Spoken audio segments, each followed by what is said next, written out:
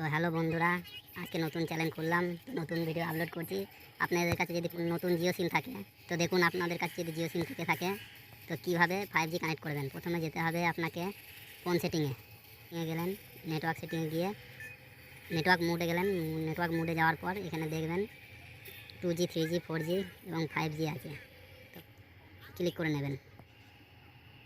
তো যখনই ক্লিক করে নেবেন এইখানে আপনার টাওয়ারটা উড়ে গিয়ে আবার একটা নতুন নেটওয়ার্ক চলে আসবে। নেটওয়ার্ক সার্চে গিয়ে সার্চ করে নেবেন, দেখবেন জিও টু 5G লেখা উঠবে, সেটা কন্টিনিউ করে নেবেন। কন্টিনিউ করার পরে দেখবেন ওপরে পপ আপ শো হচ্ছে, এইখানটা দেখে নেবেন জিও 5G লেখা উঠছে কিনা।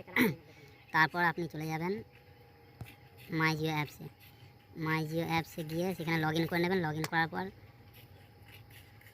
আপনার প্রিপেড প্ল্যান যেখানে আছে সেখানে ক্লিক করবেন। নেটটা চালু করে নিলাম। চালু করার পর টাচ করার পর নিচে স্ক্রল ডাউন করবেন। স্ক্রল ডাউন করতে করতে নিচে একটা অপশান আসবে, এই যে জিও টু 5G কংগ্রেচুলেশন, এই গেট স্টার্টেতে ক্লিক করবেন।